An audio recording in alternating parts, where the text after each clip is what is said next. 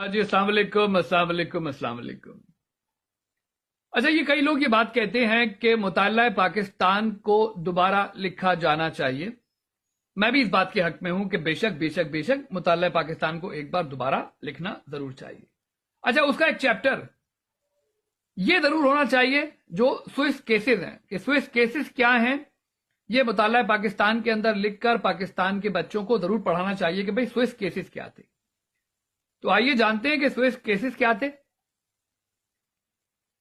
अच्छा जी, Swiss cases ये थे कि उसके कुछ सेगमेंट्स हैं, मैं आपको सेगमेंट वाइज बयान करता हूं।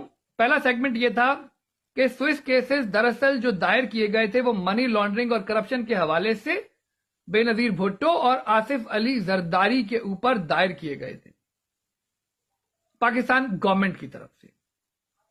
इल्जाम यह था कि 1988 से 1996 के दौरान कुछ सरकारी मुआहिदों में किक बैक्स वसूल की गई और ये रकूम स्विस बैंक अकाउंट्स में मुंतकिल हुई। वो जो जरदारी साहब को कहा जाता है कि भाई 10% है 15% है, ये मेनली स्विस बैंक से ये कहानी शुरू हुई थी। सेगमेंट नंबर 2 ये है कि इल्जामात की नौइयत। तहकीकात में दर्ज इल्जामात ये थे कि मनी लॉन्ड्रिंग हुई है, रिश्वत वसूली हुई है, इख्तियारात का नाजायज इस्तेमाल किया गया है, सरकारी ओहदे से फायदा उठाया गया है, क्योंकि जो बेनजीर भुट्टो साहिबा थी वो प्राइम मिनिस्टर ऑफ पाकिस्तान उस जमाने में रह चुकी थी। स्विस प्रोसिक्यूटर के मुताबिक यह रकूम फ्रंट कंपनियों के जरिए मुंतकिल की गई, जिसमें एक मशहूर कंपनी था बॉमर फाइनेंस कंपनी थी, जिसका इनडायरेक्टली जो बेनिफिशरीज थे वो मोहतरमा बेनजीर भुट्टो और आसिफ अली जरदारी साहब थे। सेगमेंट नंबर 3 में कानूनी कार्रवाई का आगाज हुआ। 1997 में पाकिस्तानी हुकूमत ने स्विट्जरलैंड से कानूनी मुआवनत मांगी, ये पाकिस्तानी गवर्नमेंट ने मांगी। स्विस अदालतों ने अकाउंट्स मुंजमद किए क्योंकि जो उनकी बैंकिंग लॉज हैं वो बहुत स्ट्रिक्ट हैं। तफ्तीश का आगाज हुआ, मुकदमात बाकायदा चलने लगे।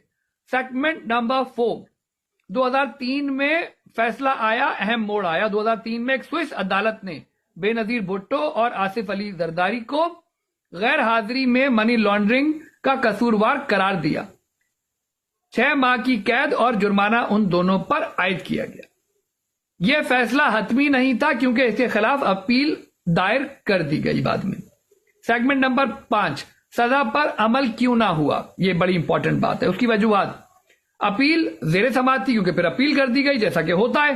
बेनजीर भुट्टो उस वक्त जिला वितनी काट रही थी और आसिफ अली जरदारी साहब को बगैर किसी चार्ज के कैद कर लिया गया। मतलब बड़े गेम खेले जाते हैं ना। अगर वो कैद में ना होते तो वो हैंड ओवर करना पड़ रहा होता उनको स्विट्जरलैंड